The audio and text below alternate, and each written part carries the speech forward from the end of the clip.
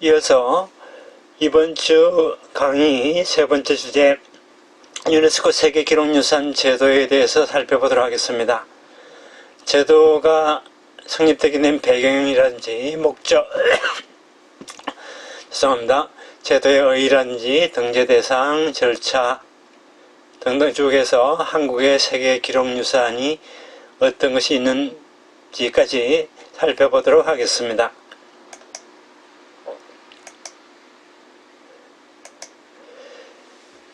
세계기록유산 제도가 성립된 배경에는 전쟁이라든지 분쟁이라든지 아니면 도굴이라든지 등등 약탈과 분산 혹은 불법 해외 반출 유통이라든지 그죠. 다음에 문서의 어떤 파괴라든지 부적합한 보존 자원 부족 등의 이유로 많은 중요 문서가 사라져가고 있습니다. 그래서 세계각지에 분포한 기록유산의 보존과 활용이 상당히 중요하다. 그 다음에 또 시급하다. 그러한 인식이 고조되었던 그러한 배경이 있습니다. 그래서 유네스코 커뮤니케이션국에서 1982년부터 이 기록유산의 보호와 활용, 그 다음에 도서관 및 박물관 사업의 진흥을 위해서 추진을 해왔습니다. 본격적으로 92년도에 유네스코 세계기록유산 사업이 시작이 되었는데요. 앞서 말씀드린 세계유산이라든지 아니면 무형유산 대표 목록과는 다르게 이것은 국제협약 사업이 아닙니다. 그래서 유네스코 자체에서 하는 프로그램 사업입니다. 그러다 보니까 세계유산과 무형문화유산과는 조금 성격이 다르다고 할 수가 있겠습니다. 1997년도에 세계기록유산 목록 제도가 도입이 됐습니다. 이 사업의 목적을 보게 되면은 가장 적합한 기술을 활용한 세계기록유산을 보존하고 그다음에 기록유산의 보편적인 활용을 장려 및 지원하는 것입니다. 또 하나는 기록유산의 존재가 지금까지는 잘 알려지지 않았습니다. 어느 나라에 어떤 기록물이 있는지 잘 알려지지 않았습니다만은 그러한 존재 및 의미에 대한 범세계적인 인식을 제고시키는 데 목적이 있습니다. 그래서 한국의 어떤 기록유산이 있고 중국의 어떤 기록유산이 있고 미국의 어떤 기록유산이 있는지를 공유하자. 그 다음에 잘 보존, 활용을 하자라는 것이 주된 목적입니다. 그래서 이러한 제도를 운영하게 되면 어떤 의의가 있느냐? 기본적인 스탠스는 기록유산을 보호하고 활용하는 데 목적을 둡니다. 그래서 세계유산처럼 인류 보편적 가치를 지닌다는 전제하에서 이 사업이 시작이 되었습니다. 특히 시간과 문화를 초월하여 좀 더 나아가서 공간을 초월해서 미래 세대를 위해서 보존되고 전 세계인이 활용 가능하도록 하자는 겁니다. 그래서 아주 다양한 기록 매체를 유산 대상으로 삼았습니다.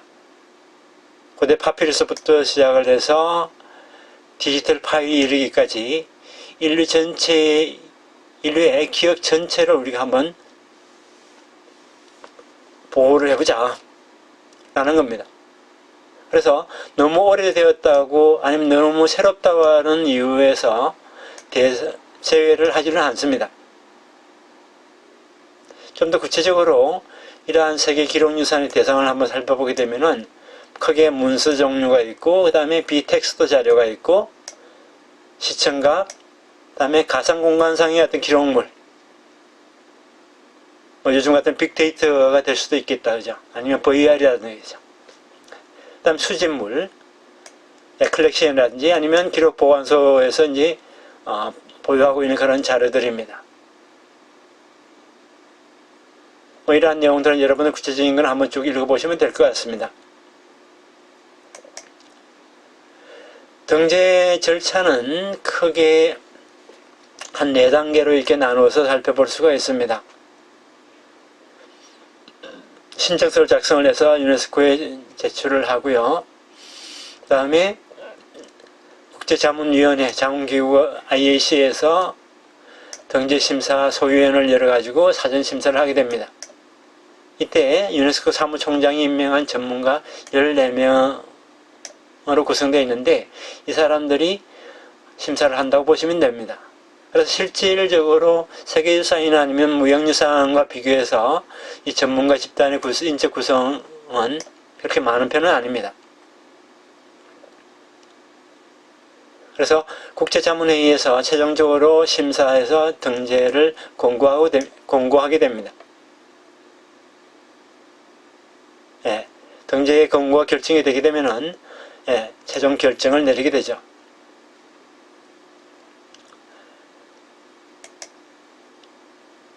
최근의 이 등재 경향과 추세입니다. 이 기록유산도 전 세계적으로 어마어마한 양이 있기 때문에 그 방대한 양을 다 처리하기에는 이 유네스코 자체 프로그램으로서는 상당히 어려움이 많습니다. 그래서 최근에는 가능하면 몇 개의 나라에서 공동으로 등재를 하면 좋겠다 라는 지침을 정했고요. 또 하나는 하나의 주제를 바탕으로 한 컬렉션, 뭐 민주화라든지 아니면 예를 들어서 전쟁이라든지 아니면 어떤 여성 인권 운동이라든지 등등 그런 하나의 주제를 바탕으로 한 컬렉션을 권장을 하고 있고요. 그 다음에 복합 신청서, 인쇄물과 영상을 혼합한다든지 그 다음에 근현대 기록물 비중이 상당히 증가하고 있습니다. 특히 인권과 관련된 기록물들을 중점적으로 다루는 경향이 있습니다. 세계기록유산의 등재 기준은 앞서 살펴본 세계유산이나 아니면 무형유산과는 다르게 그렇게 까다롭지는 않습니다. 그러나 정말 세계적으로 중요한가? 세계적인 차원에서 해당 기록물이 얼마나 많은 영향을 미쳤느냐를 보게 되고요. 그 다음에 기록물의 어떤 독창성이라든지 비대칭성을 보게 됩니다. 진정성은 세계유산에도 포함되어 있고 무형문화유산에도 포함이 되어 있습니다만은 기록유산에도 진정성이 있느냐 없느냐 이러한 부분을 보게 되고요. 추가적으로 이제 그 어떤 기록 자료의 희귀성이라든지 아니면 완전성이라든지 그 다음에 소실될 위험성이 있느냐 없느냐 그 다음에 각국에서는 어떠한 관리 체계를 갖추고 있는지 그러한 관리 계획 등도 추가 기준으로서 보고 있습니다. 자, 우리나라의 등재 현황입니다. 2019년 9월 현재에 총 16건이 등재되어 있습니다.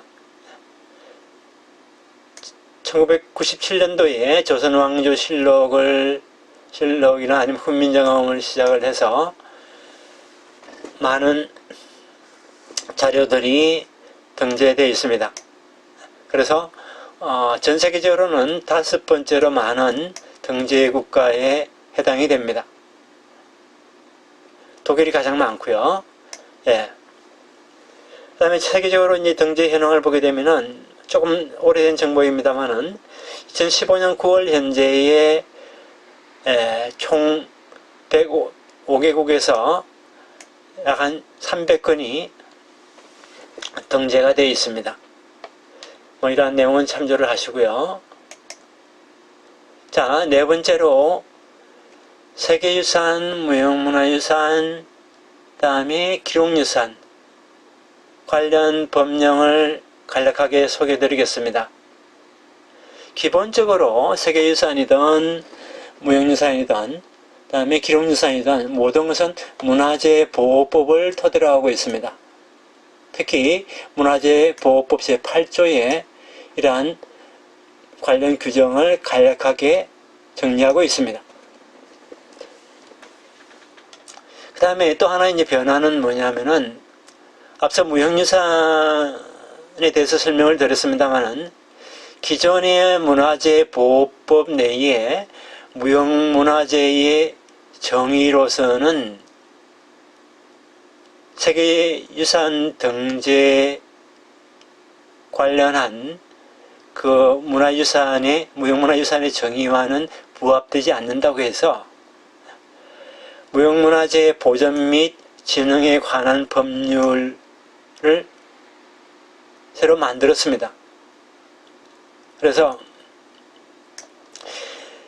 끊임없이 재창조되는 것이 유네스코에서 말하는 무형문화유산의 특징이라고 한다면은 한국의 문화재 보호법의 무형문화재는 원형을 강조해왔다고 말씀을 드렸습니다.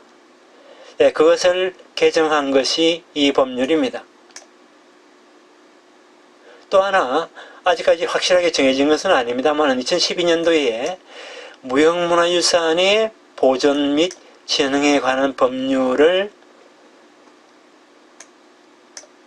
준비한 적이 있습니다. 그래서 무형문화재와 엄연히 무형문화유산은 다릅니다. 이 법은 유네스코에서 말하는 인류 무형문화유산에 맞게끔 문화재를 유산으로 인식하자는 아니면 인정하자는 그러한 취지에서 만든 법률입니다. 그 다음에 문화재위원회가 대통령령에서 규정이 되어 있고요. 그 다음에 문화재위원회 운영지침, 윤리 강령 등이 있습니다. 자, 왜 제가 이것을 말씀드리냐면은 세계유산이든 무형문화유산이든 기록유산이든 모든 것을 이 문화재위원회 위원들이 결정을 하게 됩니다. 그래서 한국 내에서는 이 문화재위원회의 위원들이 세계유산에 등재할 등재 종목들을 최종 결정한다고 보시면 되겠습니다. 그 다음에 세계유산과 관련한 법규는 문화재보호법 제19조에 세계유산 등의 등재 및 보호에 관한 규정이 좀 더 자세하게 나와 있습니다. 세계유산 등재 신청에 관한 규정은 문화재청 예규에 따르고 있습니다.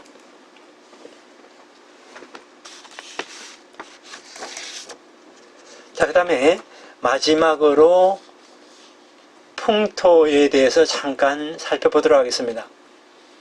다음 3주차 강의 앞부분에 이 풍토의 어떤 역사적인 전개에 대해서 풍토학의 역사적인 전개에 대해서 좀 더 구체적으로 살펴보겠습니다만은 여기서는 아주 간략하게 살펴보도록 하겠습니다. 우리가 유럽을 풍토적으로 표현할 때 목장적 풍토라고 이야기를 합니다. 유럽을 가보신 분들은 아마 제 이야기가 조금 이해가 될지 모르겠습니다. 유럽은 습기와 건조가 잘 어우러진 하나의 종합 세트라고 보시면 좋을 것 같습니다.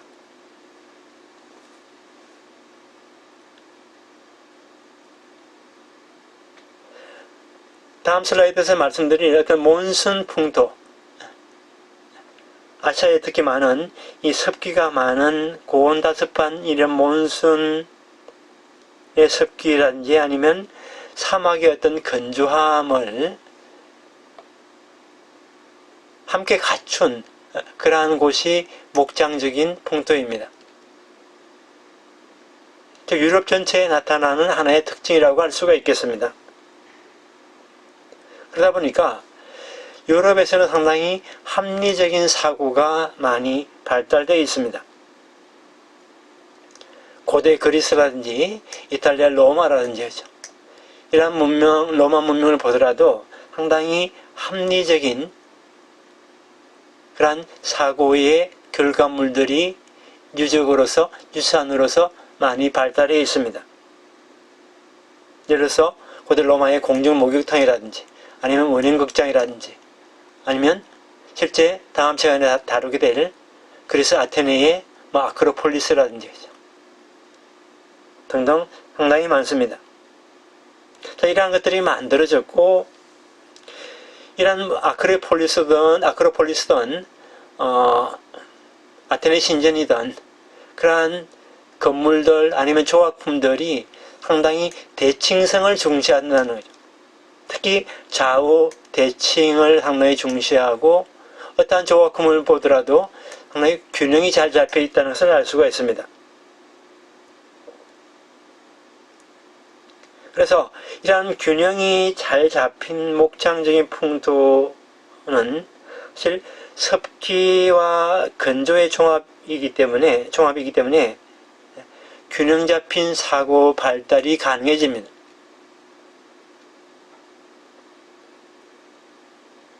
사실 기후와 어떤 기질이 관계없는 것은 아니지만은 꼭 그것만은 아닌 것 같습니다. 이러한 목장적 풍토의 특성에 대해서 구체적인 사례를 가지고 다음 시간부터 쭉 말씀을 드리도록 하겠습니다. 다음으로 사막입니다. 여러분 중동지역 아니면 사막지역, 중국의 고비 사막도 몽골의 고비 사막도 괜찮고 중국의 사막도 괜찮습니다만은 특히 중동 지역의 이 사막은 인간과의 관계 속에서 우리가 살펴보게 되면은 이 사막이라는 자연은 인간과 상당히 대항적이고 전투적이고 적대적입니다. 왜 그러냐면은 사막 기후는 인간에게 매우 참기 힘든 그런 환경입니다.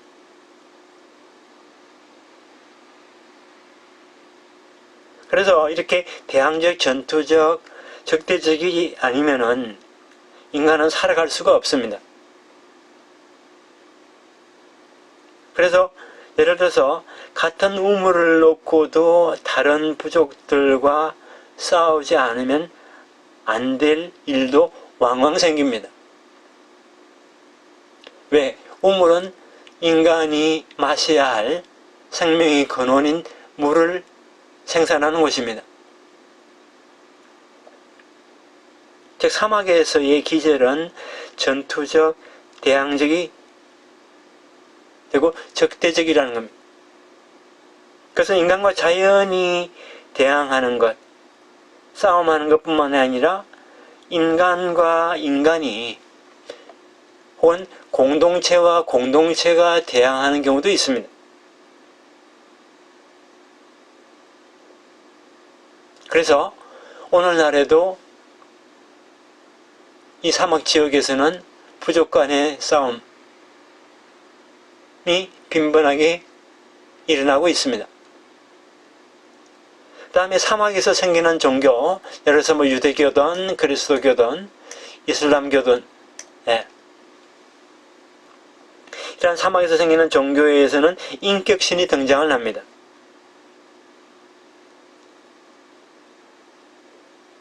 이런 인격신은 자연보다 우위에 있습니다.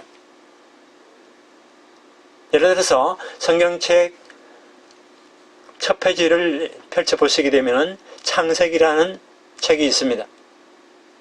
태초에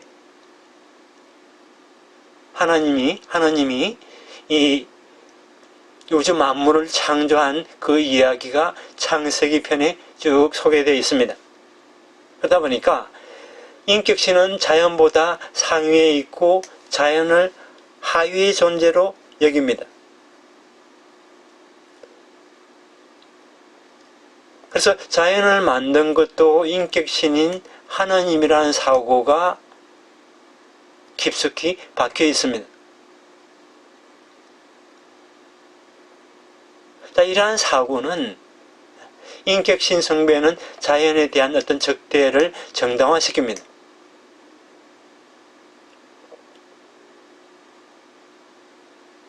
자, 이러한 종교가 사막에서 생성이 됩니다.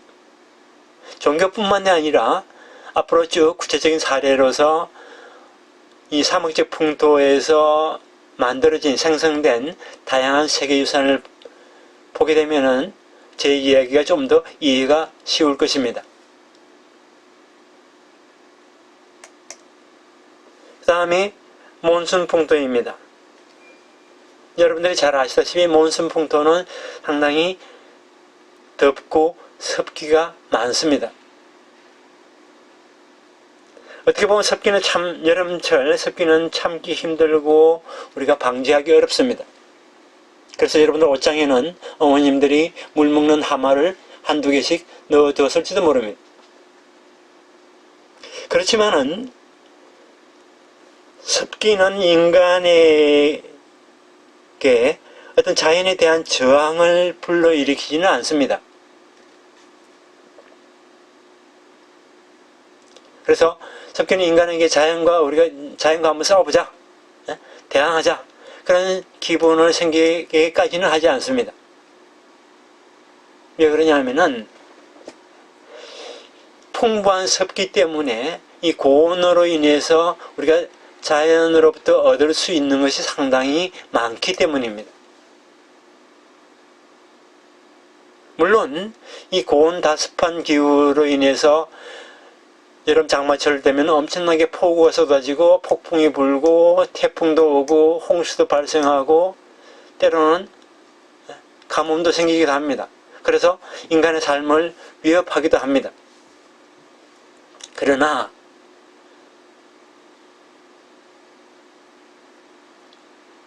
이렇게 홍수가 오고 태풍이 한번 지나감으로 인해서 또 새로운 생명들이 엄청나게 잉태하게 됩니다. 그 잉태한 생명체들이 성장하면서 자연이 주는 인간에게 주는 풍요로움은 어마어마하게 많습니다. 그렇기 때문에 인간이 자연에 대항하고자 하는 마음이 잘 생기질 않습니다. 그러다 보니까 웬만하면 폭우가 오든 태풍이 불든 가뭄이 오든 인간은 이 몬순 지역에 사는 인간은 자연을 참으면서 따르고 때로는 수동적이 됩니다. 예를 들어서 인도를 한번 예를 들자면은 인도는 정말 자연이 풍성합니다. 정말 더운 나라고 어떻게 보면 상당히 단조로운 그러한 계절이라고 할 수도 있겠습니다. 그래서 우리가 자연에 순응하기만 하면은 얼마든지 식량을 풍부하게 얻을 수가 있고 수동적으로 있으면 됩니다. 계절은 여름 한철처럼 이렇게 단일하게 보입니다만은 이러한 것들이 인도의 신분 제도와 연결되지 않나 그렇게 생각을 합니다. 혹은 외부로부터 적이 쳐들어오게 되면은 사실 쉽게 정복되는 그러한 국민성을 띠고 있기도 합니다.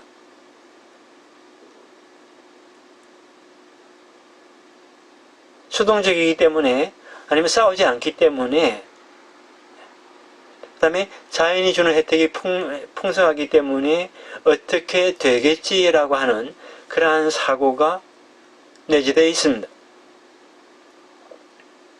그래서 인도 같은 경우에는 신분제도가 오랫동안 이어져 왔습니다.